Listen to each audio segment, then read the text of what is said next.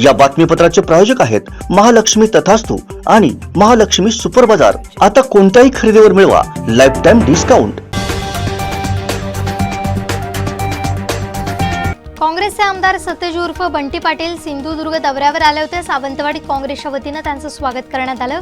यावेळी लोकसभेच्या पार्श्वभूमीवर जिल्हा काँग्रेसच्या पदाधिकाऱ्यांसोबत बैठक घेतली।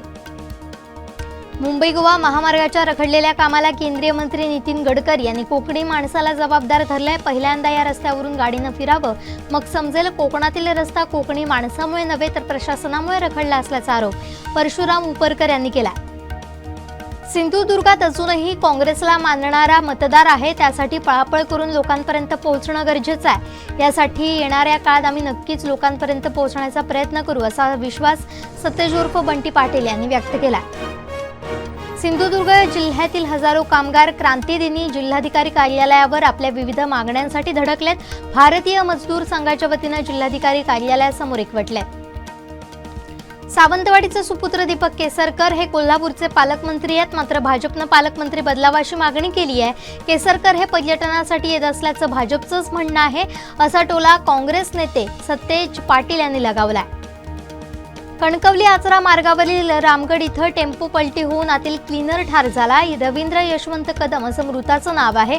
टेम्पोचं स्टेअरिंग लॉक झाल्यानं हा अपघात झाल्याचं चालकाकडून सांगण्यात आलंय। भाजपचा जनाधार संपलाय, त्यामुळे त्यांना राज्यात सत्ता ठेवण्यासाठी कुबड्या ठेवाव्या लागतायत। आम्ही महाविकास आघाडीतच राहण्याचा निर्णय घेतला असून येणाऱ्या काळात तशाच निवडणुका लढवल्या जातील, असा दावा आमदार सतेज उर्फ बंटी पाटील यांनी केला। जिल्हा रुग्णालयाच्या प्रसाधनगृहाच्या अस्वच्छतेमुळे परिसरात दुर्गंधी पसरली होती। याचा फटका तिथे येणाऱ्या रुग्णांना नागरिकांना बसतोय। अक्षरशः नाग धरून उभं राहावं लागत असल्याचं पाहायला मिळतंय।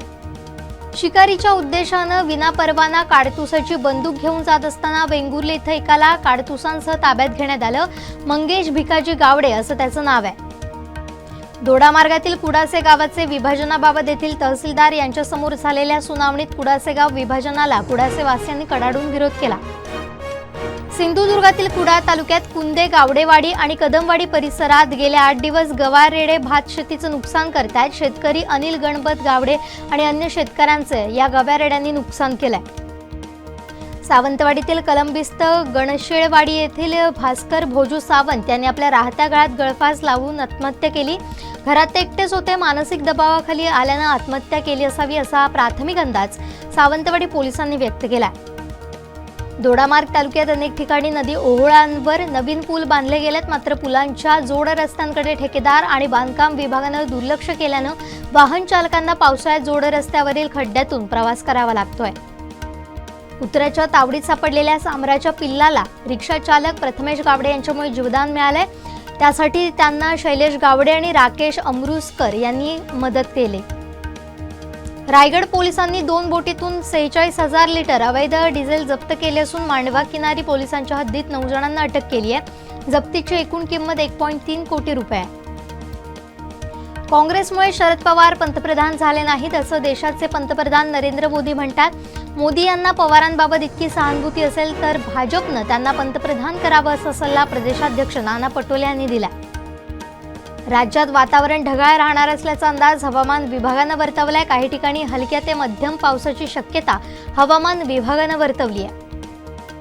सुप्रसिद्ध लेखक, विचारवंत, समता परिषदेचे उपाध्यक्ष प्राध्यापक हरी नरके यांचं हृदयविकाराच्या झटक्यानं निधन झालं। त्यांनी वयाच्या 60व्या वर्षी अखेरचा श्वास घेतला। कोरोनाच्या नव्या व्हेरियंटमुळे लोकल सर्कलच्या सर्वेक्षणानुसार कर्नाटकातील 3 पैकी किमान 1 कुटुंब, दिल्ली NCR मधील 5 पैकी 1 आणि महाराष्ट्रातील 6 पैकी एकाला ताप अथवा कोरोना सदृश लक्षणे असल्याचं आढळून आलंय। ठाकरे गटाचे खासदार अरविंद सावंत यांच्यावर केंद्रीय मंत्री नारायण राणे भडकल्याचं पाहायला मिळालं। PM मोदींवर बोलाल तर तुमची औकात दाखवून देऊ असं म्हणत त्यांनी निशाणा साधलाय। हा व्हिडिओ सोशल मीडियावर व्हायरल होतोय। केरळ राज्याचं नाव बदलून केरळम करण्याचा ठराव विधानसभेत एकमतानं मंजूर करण्यात आलाय। काँग्रेस नेते राहुल गांधी यांनी अविश्वास प्रस्तावावर चर्चा केल्यानंतर संसदेतून बाहेर पडताना असभ्य वर्तन केल्याचा आरोप स्मृती इराणी यांनी केलाय। राहुल गांधींनी संसदेत फ्लाइंग किस केल्याचा इशारा केला असं त्यांचं म्हणणं आहे। राहुल गांधींना त्यांचं 12 तुघलक रोडवरील जुने अधिकृत निवासस्थान परत मिळालंय. राहुल गांधींना संसद सदस्यत्व पुन्हा बहाल केल्यानंतर एका दिवसानंतर सभागृह समितीनं त्यांना त्यांचा बंगला परत दिला. पंतप्रधान आजपर्यंत मणिपूरला गेलेच नाहीत. मणिपूरमध्ये हिंदुस्थानची भारत मातेची हत्या झाली आहे अशा शब्दात राहुल गांधींनी मोदी सरकारवर जोरदार प्रहार केला. चांद्रयान 3नं अतिशय महत्त्वपूर्ण टप्पा ओलांडलाय. ते चंद्राच्या आणखीन जवळ पोहोचलंय. इस्रोकडूनच या संदर्भातील माहिती देण्यात आली. या बातमीपत्राचे प्रायोजक आहेत महालक्ष्मी तथास्तू आणि महालक्ष्मी सुपर बाजार. आता कोणत्याही खरेदीवर मिळवा लाईफ टाइम डिस्काउंट. घडामोडी आणि थेट लाईव्ह पाहण्यासाठी सबस्क्राईब करा, लाईक करा